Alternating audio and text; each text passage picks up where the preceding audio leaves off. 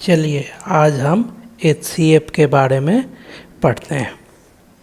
महत्तम समावर्तक, highest common factor. यहाँ highest का मतलब होता है सबसे बड़ा, कॉमन का मतलब लिस्ट और फैक्टर का मतलब गुणनखंड।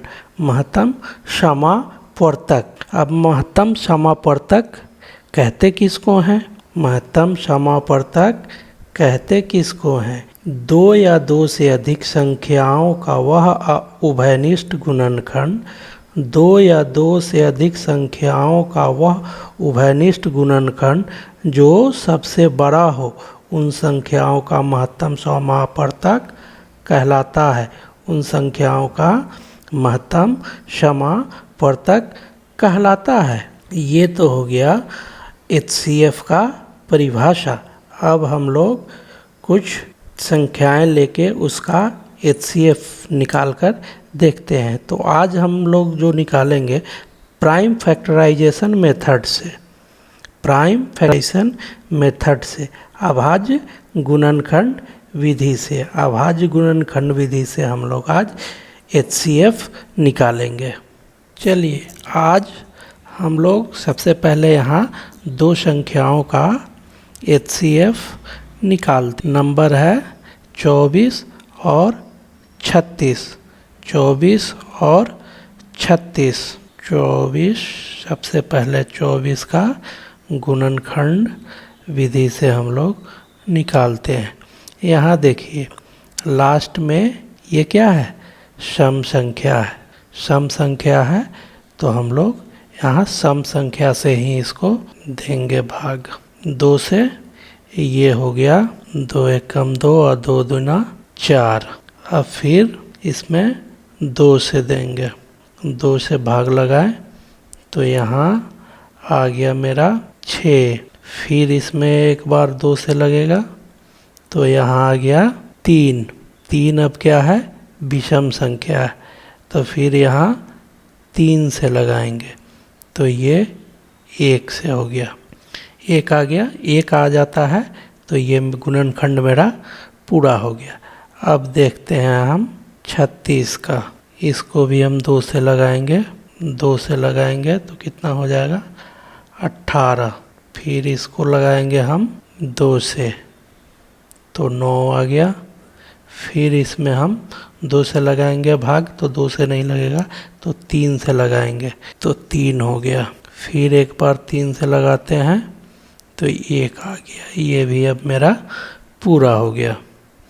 तो अब हम क्या करते हैं, इसको जो जो भाग लगाए हैं इसको देखते हैं और इसको देखते हैं।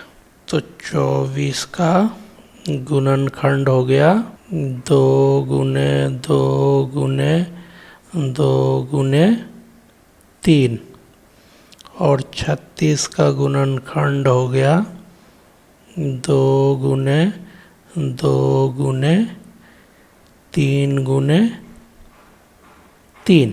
अब इसमें HCF कैसे निकलेगा वो हम लोग जानेंगे।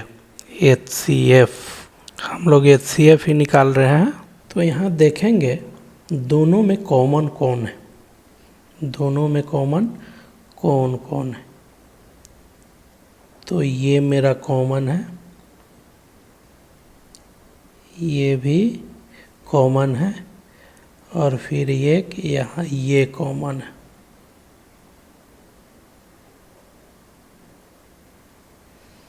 ये कॉमन हो गया, 1 2 ये बच गया और एक यहाँ 3 ये बच गया। तो इसको हम नहीं लेंगे HCF में। अब क्या करेंगे, 2 गुने 2 गुने 3, 2 दूना 4, 4 तिके 12।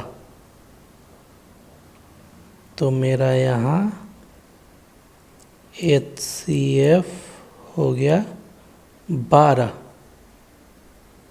चलिए फिर अब यहाँ हम दूसरी संख्या लेते हैं। वो संख्या है, मान लीजिए 18 ले लिए और दूसरा ले लिए 56।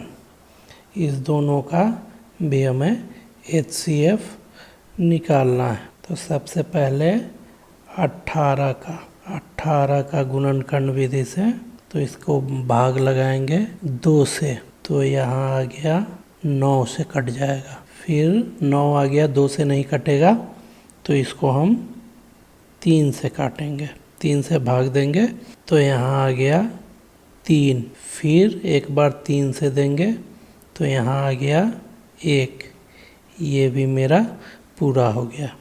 अब हम देखते हैं 56 का। 56 में भी वही हम भाग देंगे 2 से। 2 से भाग दिए तो मेरा यहाँ हो गया, तो यहाँ 2 से भाग दिए तो हो गया मेरा 28। फिर 2 से भाग दिए तो यहाँ 14 से, फिर हम यहाँ 2 से भाग देंगे तो यहाँ 7 दूनी 14। फिर यहाँ हम 2 से देंगे तो 2 से नहीं होगा, 3 से नहीं होगा, 4 5 6, तो ये खुद इसी संख्या से देंगे 7 से। तो 1 मरतबा 1, तो यहाँ भी 1 आ गया, ये भी मेरा पूरा हो गया। अब और 18 और 56 का दोनों का गुणनखंड देखते हैं।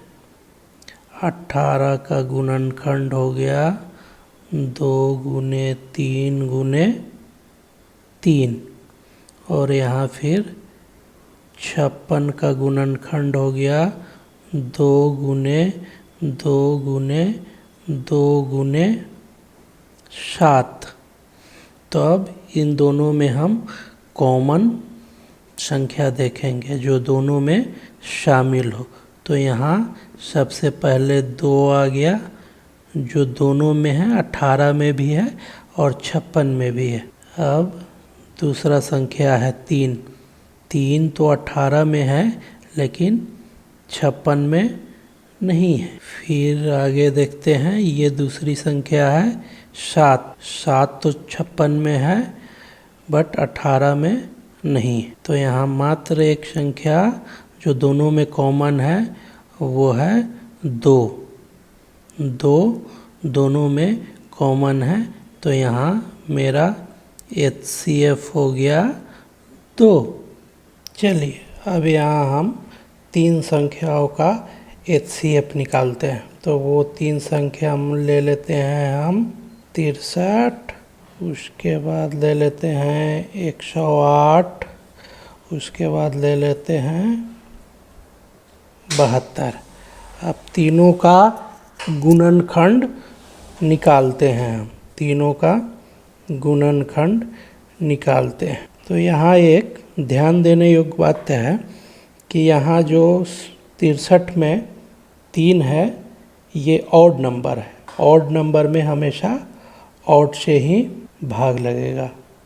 तो यहाँ हम 2 नहीं लेते हैं, 3 लेते हैं जो ऑड नंबर है। तो यहाँ मेरा हो गया आपको 21। अब आगे हम बढ़ते हैं, तो फिर 21 है। 21 में 2 से नहीं लगेगा, 3 से ही लगेगा, 3 से लगेगा तो 7 3 की 21। फिर हम यहाँ 7 में दूसरे संख्या से नहीं, ये 7 में खुद से लगेगा, 7 एक बार भाग लगेगा, तो ये हो गया 1। इसका गुणनखंड मेरा पूरा हो गया। अब आ गया दूसरी संख्या है 108। तो इसमें इवन नंबर है, तो इसमें 2 से लग जाएगा। 2 से हम यहाँ भाग लगाएंगे, तो यहाँ हो गया 2 चौके 8 और 5 दूनी 10, 54। फिर इसमें हम 2 से लगाएंगे, 2 से इसमें हम लगाएं तो आ गया 27। फिर आगे हम बढ़ेंगे 27। फिर यहाँ देखिए ऑड नंबर आ गया, तो इसमें ऑड नंबर से ही लगेगा। 3 से हम इसमें लगा देते हैं, 3 से लगाएंगे तो यहाँ हमारा 9 आ गया, 9 आ गया। फिर इसमें 3 से भाग लगेगा, 3 से भाग लगेगा तो 3 तिहाई 9। फिर ये एक बार 3 से लगा दिए, ये इसका भी गुणनखंड पूरा हो गया।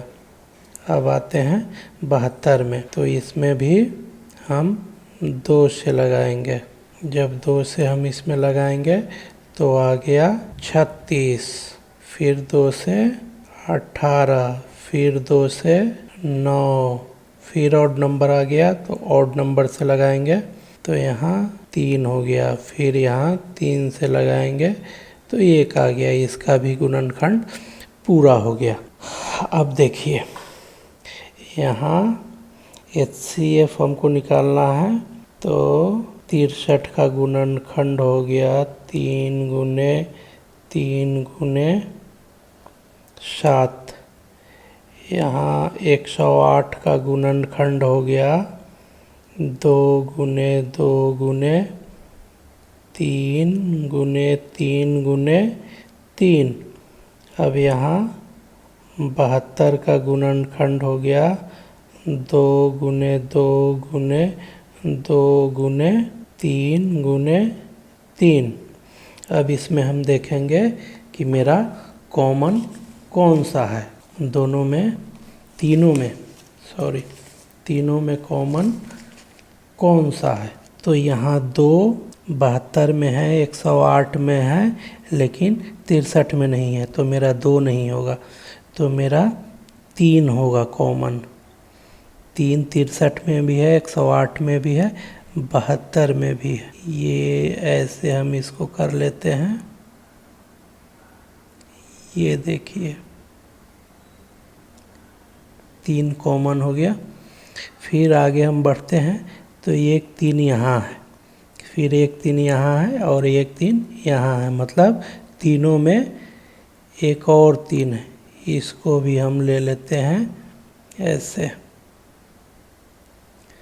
बाकी 7 को 1 में ही है और यहाँ 3 जो है सिर्फ इसमें है, तो ये मेरा ये 3 और ये 3 दोनों कॉमन है, तो इसका HCF हो गया 3 गुने 3 इक्वल टू 9। तो मेरा HCF हो गया 9, इस तीनों का HCF 9 हो गया। तो यहाँ तक तो हम लोग देख लिए, ये 3 अंकों का भी देख लिए। अब अगले क्लास में हम इसको भाग विधि से भी HCF निकालना सीखेंगे। तो इसके बाद जो क्लास होगा भाग विधि से HCF कैसे निकालते हैं, उसके लिए आप लोग मेरे बाद वाला वीडियो भी देख लीजिएगा।